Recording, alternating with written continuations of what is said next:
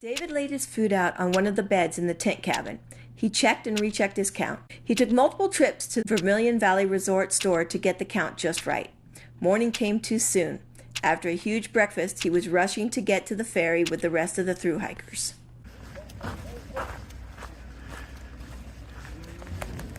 Aqua blazing across Lake Edison was fun.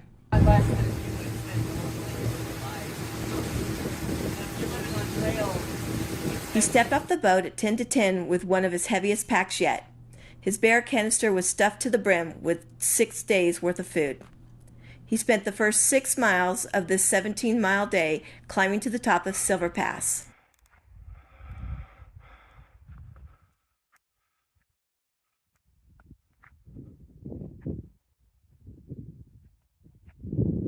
A pass a day keeps the hunger away. The rest of the day, he'd pass 2 beautiful lakes, Virginia Lake and Purple Lake. He camped near Duck Lake at mile 897. He got going early the next day because he was committed to making up for the day after VVR. Red's Meadow was on the agenda for this day, another must-see place in the Sierras. At mile 904, he met a young man wearing a Burger King crown. He had flip-flopped the trail a bunch of times to try and do it in one season. The young man had most recently come back on the trail from Lone Pine via the Whitney Portal. He hadn't completed his thru-hike, but he was done. He was very excited to go home via Mammoth Pass. As David dropped down into Red's Meadow, the lowest elevation in all of the Sierras, the terrain changed. These berry plants were plentiful and were mixed in with the chaparral-like vegetation. David wasn't expecting Red's Meadow to be open, another casualty of the incredible winter storms. Road work had begun on the weekdays just 6 days earlier to repair some of the damage. This forced Red's Meadow to close early, but because he reached the resort on a Sunday, the roads were open. Some of the staff were in the market closing it down for the season. Instead of wasting the ice cream that would melt, they let the hikers hanging around have their fill. So David had dessert early while he cooked his lunch on the picnic tables outside the market. David was coming up to his second big bridge outage of the Sierras. The bridge over the middle fork of San Joaquin at the Upper Soda Springs campground was nearly completely destroyed. If Red's Meadow were open, he could have caught a shuttle. Instead, he decided to road walk to just past the bridge. Because the road was open, it was a little dangerous with all the tourists driving in to see Devil's Postpile. Fortunately, he was offered a ride nearly immediately, allowing him to yellow blaze the 3.6-mile alternative. His trail angel was a software engineer working remotely and seeing some of the country. Unlike the bridge outage at mile 854, the water level had dropped considerably since the bridge was damaged early in the season. David could have walked through the river instead of taking the official alternative, but he had no way of knowing that. Just past the bridge, David met friends of the young man that I drove from Tuolumne Meadows to Mammoth.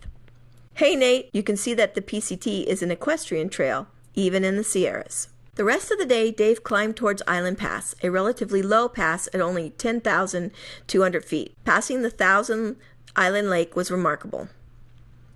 Thanks to the trail angel near Red's Meadow, his second day out of VVR was his biggest day in the Sierras. He checked off more than 27 miles. He camped nearly on the pass itself at a stealth spot. He got going just before 8 a.m. This day would be momentous. He'd be entering Yosemite.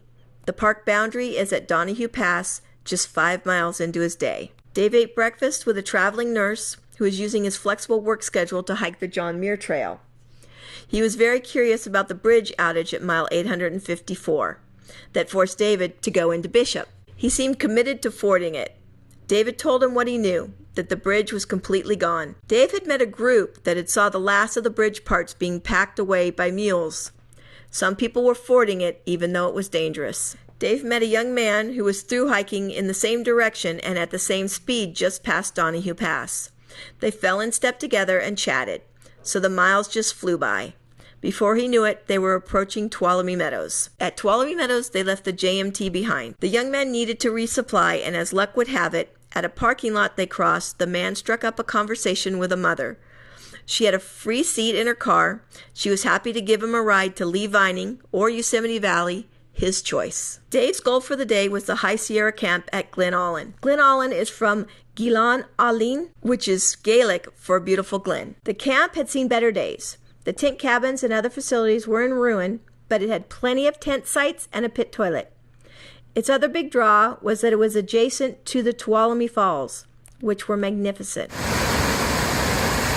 It was a long day, 24.5 miles, so he was setting up his tent in the near dark and then eating in the full dark. In the morning, he got to appreciate the campsite. He collected water at the base of a waterfall before leaving camp on a beautifully built stone bridge.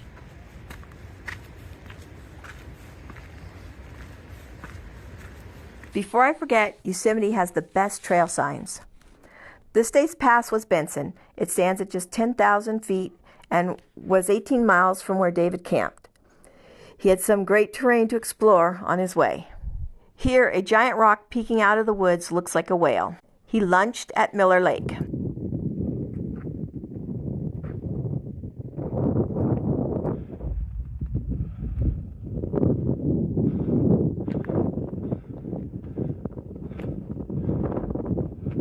After the pass, he checked out Smedberg Lake. He really wanted to stop at Smedberg to camp, or he could have gone off-trail a bit and camp at Benson Lake.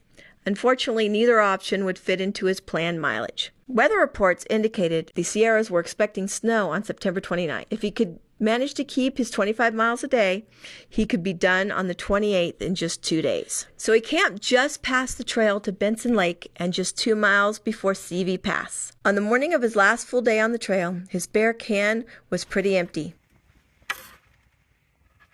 Here he shows you his tent just before he jumps out to pack it up. The last thing out is himself. CV Pass, at only 9,000 feet, barely had any snow. The rest of the day, he'd cruised between 8,000 and 9,000 feet for about 20 miles. He'd passed by lots of water. The lakes didn't have names until he came to Wilma. He had plenty of great views, too.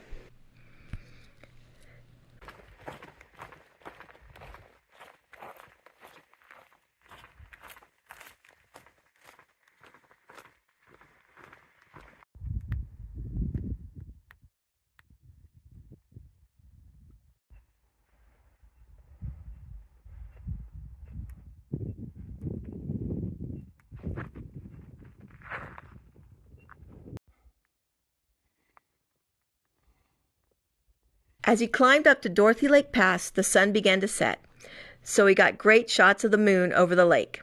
He cooked dinner in the dark beside the lake before doing the last mile of the pass and a little bit more to camp at mile 999.7.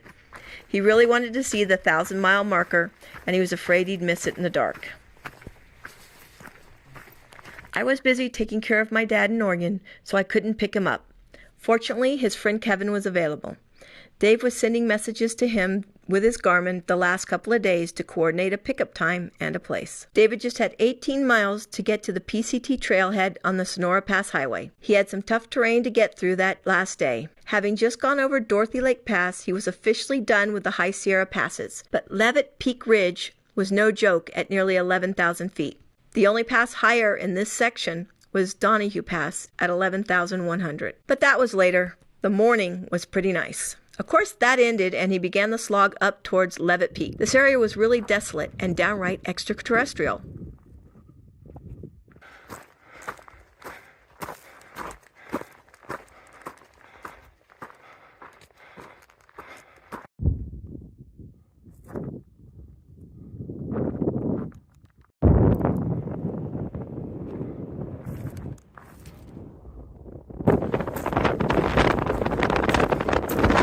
Once he crossed the ridge, he had to contend with the steep north face of the peak.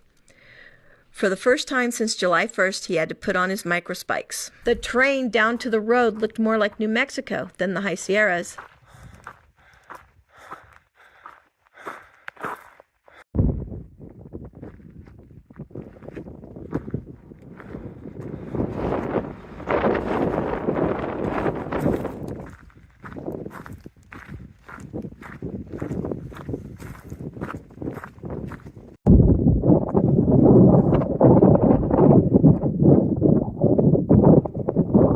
Crossing the Sonora Pass highway was monumentous, but he still had a little ways to go to get to Kevin.